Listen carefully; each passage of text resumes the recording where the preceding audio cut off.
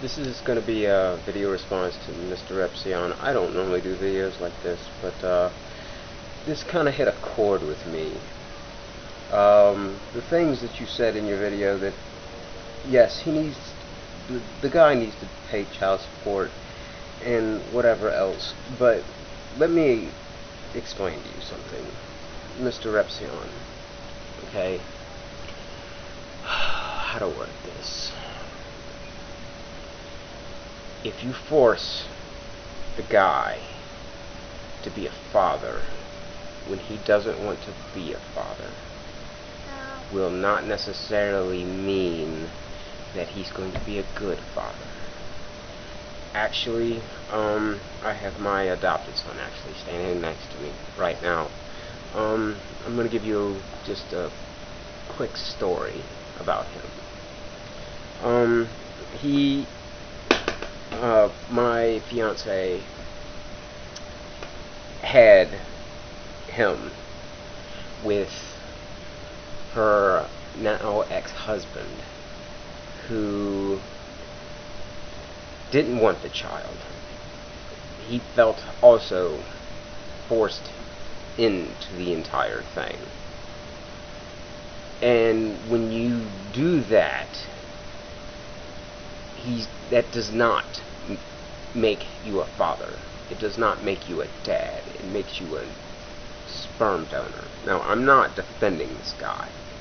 If they didn't want to have children, they should have used contraception. But what is done is what is done. My best advice to the mother would be to find someone who does want children to help take care of the child, because she doesn't want to end up with something like what happened to my son. I consider him my son, even though he's not my blood. He is just as much my son as my other two sons. The father, the blood father, hurt him when he was really little, mostly because he came to regret, and then not just regret, but almost despise the child, which caused him to have animosity for the child, and he hurt him.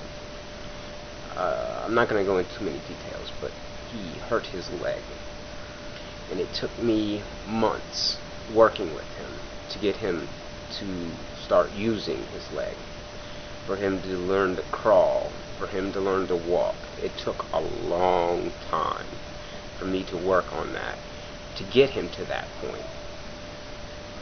And I see this reoccurring in a lot of young couples having children when they shouldn't be having children, especially for males who are just simply not ready to be fathers.